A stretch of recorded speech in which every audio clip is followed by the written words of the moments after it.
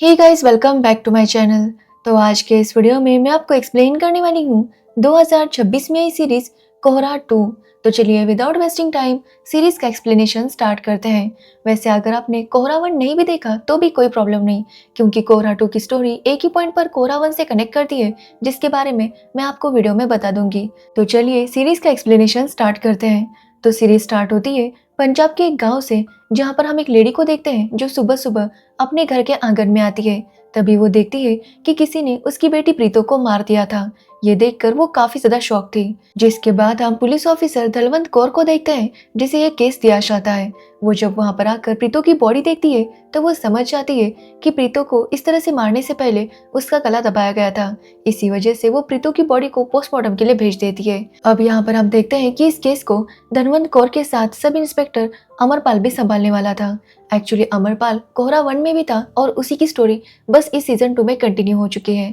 तो वही प्रीतो की बात करें तो धनवंत कौर को पता चलता है कि एक्चुअली प्रीतो अपने हस्बैंड और 2 बच्चों के साथ कनाडा में रहा करती थी, बट कुछ टाइम पहले वो अपने हस्बैंड से लड़कर यहाँ पर आ गई थी अपने मायके में। तभी वहां पर प्रीतो का भाई आता है और धनवंत कौर उससे पूछती है कि जब प्रीतो का मर्डर हुआ तब वो कहाँ पर था। तो वो बताता है कि वो अपने किसी काम से बाहर गया था। जिसके बाद वो उससे पूछती है कि घर में कौन कौन रहता है। तो प्रीतो का भाई बताता है कि वो, उसकी वाइफ और उसकी 2 बेटियां, साथ ही उनकी माँ और उनका एक सर्वेंट है जो कि कल ही छुट्टी पर गया था।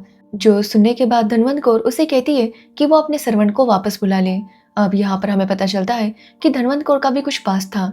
एक्चुअली वो अपने हस्बैंड के साथ रहती है, बट उन दोनों की आपस में बिल्कुल भी नहीं बनती। उसका हस्बैंड हमेशा शराब में डूबा रहता है। धनवंत कौर भी उसे ढूंढती है और घर वापस लेकर आती है, बट उसे कुछ भी नहीं कहती। तो वही अमरपाल की बात करें तो अमरपाल अपनी वाइफ सिल्की के साथ बहुत ज्यादा खुश था। एक्चुअली सिल्की खुद का स्टूडियो स्टार्ट करना चाहती थी, जिसका काम भी उसने शुरू किया था। एक्चुअली लास्ट सीजन में अमरपाल का अफेयर अपनी भाभी के साथ था, बट अमरपाल को ये सब पसंद नहीं था और वो अपनी भाभी से दूर रहना चाहता था, क्योंकि अपने भाई को इस तरह से धोखा नहीं देना चाहता था। इसलिए उसने डिसाइड किया कि वो शादी करेगा। हालांकि उसकी भाभी नहीं चाहती थी कि अमरपाल उन्हें छोड़कर किसी और से शादी करे, बट अमरपाल उनकी बात नहीं सुनता और सिल्की के साथ शादी कर लेता है। जिसके बाद शादी के बाद सिल्की उसे बताती है कि उसका एक पास था, उसका बीएफ था जिसके साथ वो भाग गई थी, लेकिन वो प्रेग्नेंट हो गई और ये पता चलते ही उसका बीएफ उसे छोड़कर भाग गया। जिसके बाद सिल्की ने अबॉर्शन करवाया और जब वो वापस आई तो उसकी माँ ने अमरपाल के साथ उसकी शादी करवा दी। वो शादी से पहले ही अमरपाल को सब कुछ बताना चाहती थी, बट उसकी माँ ने उसे मना किया था। अब ये सब सुनने के बाद अमरपाल उसे कुछ भी नहीं कहता और उसे माफ कर देता है। जिसके बाद सिल्की अमरपाल से पूछती है कि क्या उसका कोई पास्ट है, बट अमरपाल उसे कुछ भी नहीं बताता कि उसका और उसके भाभी का अफेयर था और अब वो प्रेग्नेंट है, यानी कि वो अमरपाल के बच्चे की माँ बनने वाली थी। और इसके बारे में अमरपाल के भाई को भी पता चल गया था, बट वो अमरपाल से और अपनी वाइफ से कुछ भी नहीं कहता, बट वो उन दोनों से बहुत ज्यादा गुस्सा था। तो वही सिल्की भाभी के साथ काफी अच्छा रिलेशन बना रही थी, मतलब उसे पता नहीं था कि इनका पास्ट क्या है, जिसकी वजह से वो भाभी के साथ काफी ज्यादा फ्रेंडली थी। जिसके बाद हम धनवंत कौर को देखते हैं, जो प्रीतो की भाभी से बात करती है। तो प्रीतो की भाभी बताती है कि प्रीतो कुछ टाइम पहले ही अपने हस्बैंड को छोड़कर यहाँ पर आ गई थी और उसने डिवोर्स भी फाइल किया था और वो चाहती थी कि उसके बच्चों की कस्टडी उससे मिले। अब ये सब सुनने के बाद धनवंत कौर काफी हैरान थी कि प्रीतो अपने बच्चों को छोड़कर यहाँ पर कैसे आ गई। साथ ही उसे पता चलता है कि प्रीतो जॉनी नाम के लड़के के साथ मिलकर डांस रील्स बनाया करती थी, जो देखकर धनवंत कौर अमरपाल से कहती है कि वो जॉनी का पता लगाए। जिसके बाद पुलिस वाले जॉनी को ढूंढने में लग जाते हैं, बट वो कहीं गायब हो चुका था। अब धनवंत कौर चारू से जाकर मिलती है, जो कि प्रीतो की काफी अच्छी दोस्त थी। बट जब धनवंत कौर चारू से क्वेश्चंस करने लगती है तो उसका हस्बैंड बहुत ज्यादा बीच बीच में आंसर्स दे रहा था। ये देखकर वो समझ जाती है कि चारू अपने हस्बैंड के सामने कुछ भी नहीं बता पाएगी, इसलिए वो ज्यादा कुछ पूछे बिना वहां से निकल जाती है। अब दूसरे दिन चारू जब स्कूल आती है तो देखती है कि धनवंत कौर उसी का इंतजार कर रही थी। अब यहाँ पर चारू धनवंत कौर को सब कुछ बताती है। वो बताती है कि प्रीतो जब अपने हस्बैंड के साथ रह रही थी तो उसे पता चला कि उसके हस्बैंड का अफेयर है और इसी वजह से वो गुस्से में वापस अपने मायके आ गई। वो यहाँ पर आ तो गई थी, बट अपने बच्चों के बगैर उसे बिल्कुल भी अच्छा नहीं लग रहा था, इसलिए उसने डिवोर्स केस फाइल किया ताकि बच्चों की कस्टडी उसे मिल जाए। जिसके बाद प्रीतो काफी ज्यादा उदास रहने लगी थी, इसलिए चारू ने उससे कहा कि वो वापस अपना डांस शुरू करे और इसी वजह से प्रीतो जॉनी के पास डांस सीखने जाने लगी और वहीं से उनकी दोस्ती हो गई। जिसके बाद प्रीतो को जॉनी से प्यार हो गया। अब ये देखकर चारू ने प्रीतो से कहा था कि वो जॉनी से दूर रहे, क्योंकि जॉनी का कैरेक्टर अच्छा नहीं है, बट प्रीतो तो उससे प्यार करने लगी थी। जिसके बाद प्रीतो को एक दिन पता चला कि एक्चुअली जॉनी अपनी एक्स गर्लफ्रेंड करनी के साथ अभी भी रिलेशन में है और ये बात पता चलते ही वो उसके ऊपर काफ़ी गुस्सा हो गई।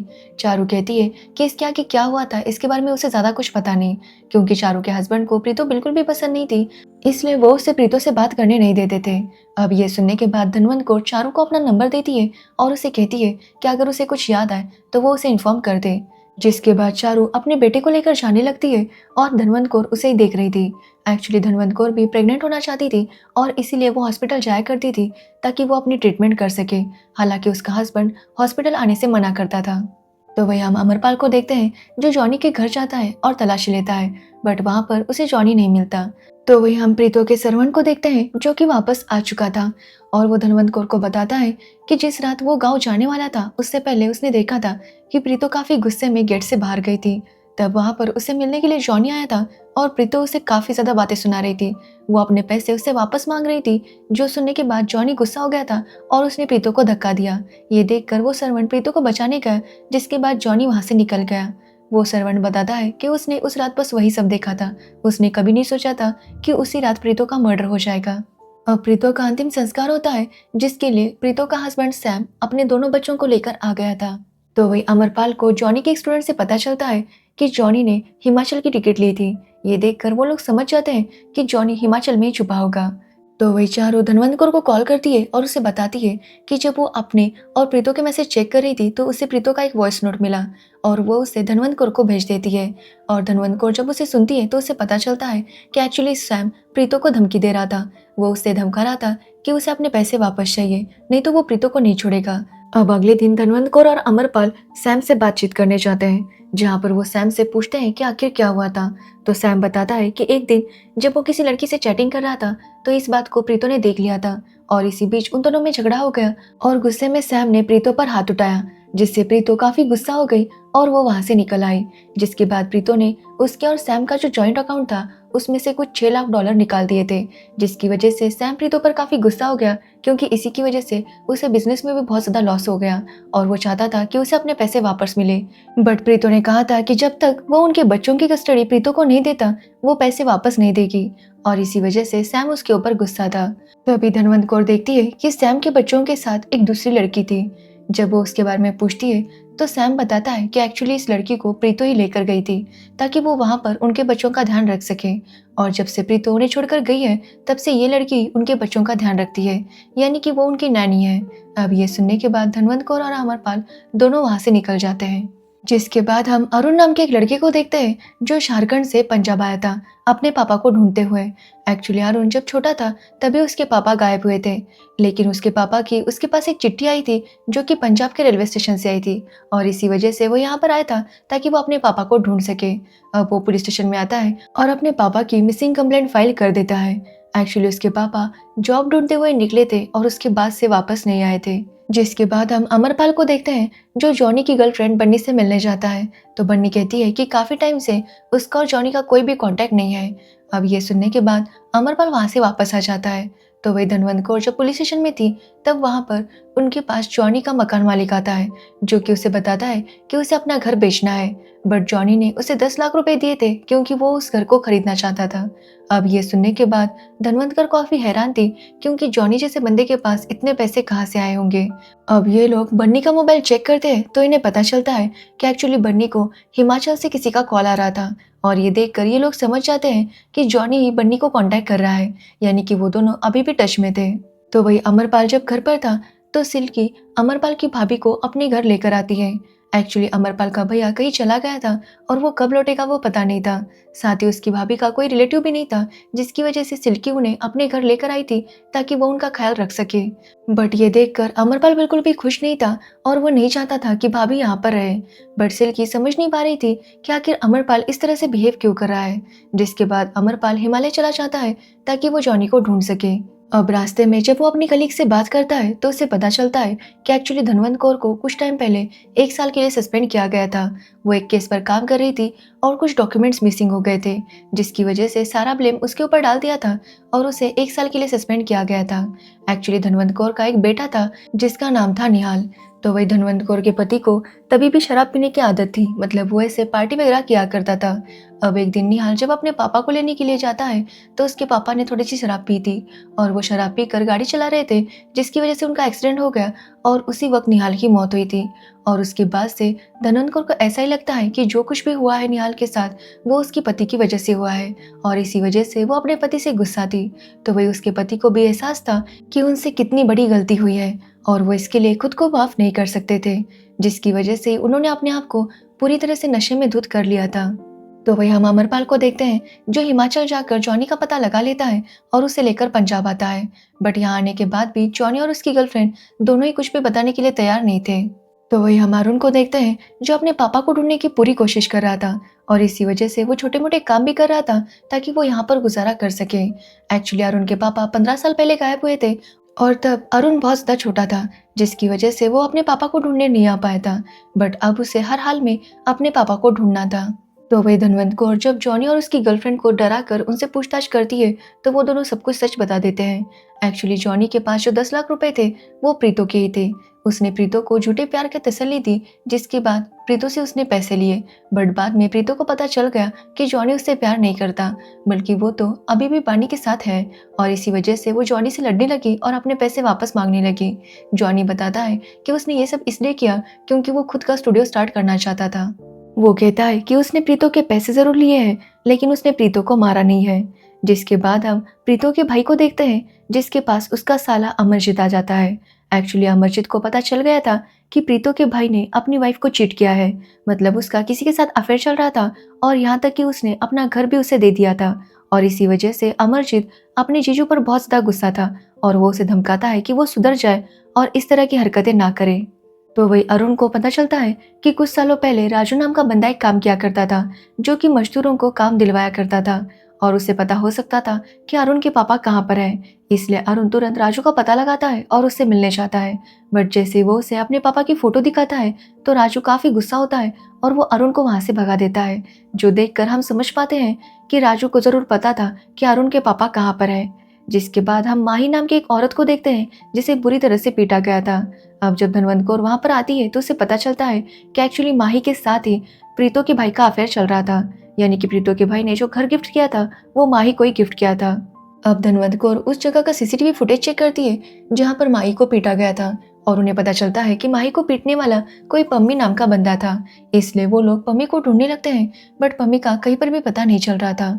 तो वही अमरपाल को उसकी खबरी से पता चल जाता है कि उसने पम्मी को देखा है, इसलिए वो पम्मी को पकड़ने के लिए जाता है बट पम्मी वहां से भाग निकल चुका था। जिसके बाद हम देखते हैं कि प्रीतो के भाई की एक फैक्ट्री थी, वहां पर बुरी तरह से आग लग जाती है। अब जब वो आग लगी थी तो पम्मी भी वहीं से गुजर रहा था और जैसे वो ये देखता है वो आग के अंदर जाकर अंदर जो लोग थे उन्हें बचाने की कोशिश करता है बट आग काफी तेज थी, जिसकी वजह से पम्मी का हाथ भी जल जाता है और वो वहां से निकल जाता है। तो वही उस आग में 4 लोगों की मौत हुई थी जिन्हें अंदर बांध कर रखा गया था। अब ये देखकर धनवंत कौर और अमरपाल दोनों ही काफी हैरान थे कि आखिर किसी इंसान को इस तरह से बांध कर क्यों रखा गया था। इसलिए वो लोग प्रीतो के भाई को अरेस्ट करते हैं। तो प्रीतो का भाई बताता है कि एक्चुअली वो लोग बंधवा मजदूर थे। पुराने जमाने में मजदूरों को इस तरह से खरीदा जाता था और उनसे काम करवाया जाता था और प्रीतो के पापा भी मजदूर खरीदते थे और इस तरह से उन्होंने कई सारे मजदूरों को अपने यहाँ पर काम पर रखा था। अब ये सुनकर धनवंत कौर और अमरपाल दोनों ही काफी हैरान थे कि किसी इंसान को इस तरह से खरीदा और बेचा कैसे जा सकता है। जिसके बाद हम अरुण को देखते हैं जिसे जैसे ही पता चलता है कि कुछ मजदूरों को इस तरह से फैक्ट्री में बंद करके रखा गया था, जिनमें से 3 की मौत हो गई थी और एक सिविल हॉस्पिटल में था। अब ये सुनते ही अरुण तुरंत वहां पर जाता है क्योंकि उसे उम्मीद थी कि उसे उसके पापा मिल जाएंगे। अब वहां पर वो मजदूर काफी ज्यादा जल चुका था और अरुण उसे अपने पापा के बारे में पूछता है। अब वो आदमी ठीक से कुछ भी बोल नहीं पा रहा था बट वो बस यही कहता है कि राजू।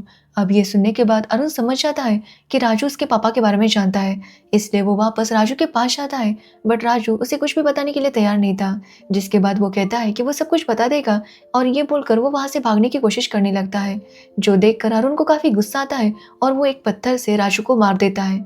लेकिन राजू को मारने के बाद वो वहीं पर बैठ जाता है। कुछ टाइम बाद वहां पर पुलिस आती है और वो लोग अरुण को अरेस्ट कर लेते हैं। तो वही हम अमरपाल को देखते हैं जिसकी सिल्की के साथ ये पहली रोरी थी।